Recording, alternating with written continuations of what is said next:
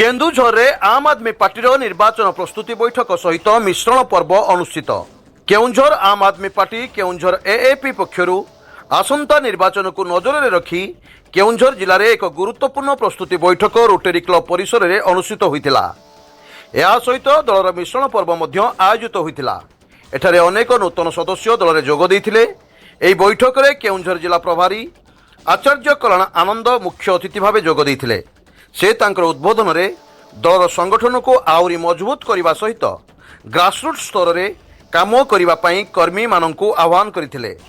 से कहिथिले जे शिक्षा, स्वास्थ्य, पानी, विद्युत और निजुक्ति भली समस्या गुड़ी को नहीं लोकमानक मध्य पहुंचवा दरकार। एही कार्यक्रम में लोकसभा सभापति सुशांत नायक, जिला सभापति प्रेमानंद सिंह, जिला उपसभापति जैनुल आबेदीन, जिला साधारण संपादक शुभंकर महांती, जिला युव सभापति कमल लोचन महंत, जिला कोषाध्यक्ष संतोष बारिक, केउंझर सदस्य निर्वाचन मंडली सभापति जयकृष्ण नायक, दाशरथी महंत, पाटला निर्वाचन मंडली सभापति खगेश्वर महंत, चंपुआ निर्वाचन मंडली सभापति मनोरंजन पलेई, तेलकोई निर्वाचन मंडली सभापति तथा गीताराणी महंत, ममता राणी विश्वकल्याणी महंत, सुमित्रा प्रधान उपस्थित थिले। बैठक में आसंता निर्वाचन पर कौशल एवं कार्य पद्धति उपरे तल स्तर व्यापक आलोचना होइथिला।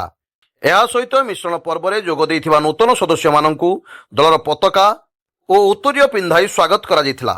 शेष में समस्त कर्मी एकताबद्ध होई आसंता निर्वाचन में दल को सफल करने पर संकल्प नैथिले। केउंझरु दशरथ बारिकी रिपोर्ट, स्वतंत्र ओडिशा लाइव।